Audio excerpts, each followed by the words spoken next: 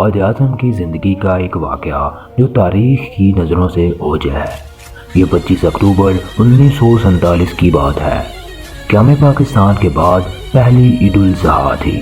قائد اعظم رحمۃ اللہ اور دیگر سرکاری سربراہوں نے 18 اگست 1947 کو عید الفطر کی نماز وفاقی دارالحکومت میں بند روڈ پر مولوی مسافر خانہ کے نزدیک مسجد میں ادا کی تھی، جو عید گاہ کے نام سے بھی معروف تھی۔ اس نماز کی امامت کے فرائض مشہور عالم دین مولانا ظہور الحسن درس رحمۃ اللہ نے انجام دیے تھے۔ 25 اکتوبر 1947 کو عید الاضحیٰ کی نماز کی ادائیگی کے لیے بھی اسی مقام کا انتخاب ہوا۔ اس مرتبہ بھی امامت کا فریضہ مولانا ظہور الحسن درس رحمۃ اللہ کے حصے میں آنا تھا۔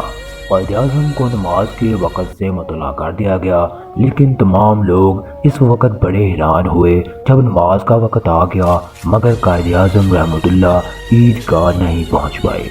اعلیٰ حکام نے مولانا ظہور الحسن درس رحمۃ اللہ کو مطلع کیا کہ قائد اعظم راستے میں ہیں اور چند ہی لمحات میں عید گاہ پہنچنے والے ہیں۔ انہوں نے مولانا سے درخواست کی وہ نماز کی ادائیگی کچھ وقت کے لیے مؤخر کر دیں۔ مولانا ظہور الحسن درس رحمۃ اللہ نے فرمایا، میں قائد اعظم کی نماز نہیں پڑھانے آیا بلکہ خدا تعالیٰ کی نماز پڑھانے آیا ہوں۔ چنانچہ انہوں نے صفوں کو درست کر کے تکبیر فرما دی۔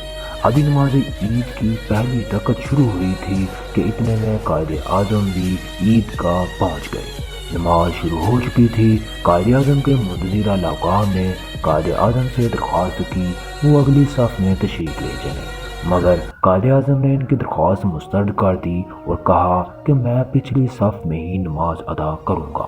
چنانچہ ایسا ہی ہوا اور قائد اعظم نے پچھلی صفوں میں نماز ادا کی۔ قائد اعظم کے برابر کھڑے نمازیوں کو بھی نماز کے بعد علم ہوا کہ ان کے برابر میں نماز ادا کرنے والا ریاست کا کوئی عام شہری نہیں بلکہ ریاست کا سربراہ تھا۔ نماز کے بعد جب نمازیوں کے علم میں یہ بات آئی تو قائد اعظم زندہ باد کے نعروں سے پوری عید گاہ گونج اٹھی۔ قائد اعظم نمازیوں سے گلے ملنے کے بعد آگے تشریف لائے۔ انہوں نے مولانا ظہور الحسن درس رحمۃ اللہ کی جرأت ایمانی کی تعریف کی اور کہا کہ ہمارے علماء کو ایسے ہی کردار کا حامل ہونا چاہیے۔ مولانا ظہور الحسن درس رحمۃ اللہ 9 فروری 1905 کو کراچی میں مولانا عبدالکریم درس کے ہاں پیدا ہوئے تھے۔ آپ 1940 سے 1947 تک آل انڈیا مسلم لیگ کونسل کے رکن اور اہم عہدوں پر فائز بھی رہے تھے۔ قائد اعظم رحمۃ اللہ آپ کو سندھ کا بہادر یار جنگ کہا کرتے تھے۔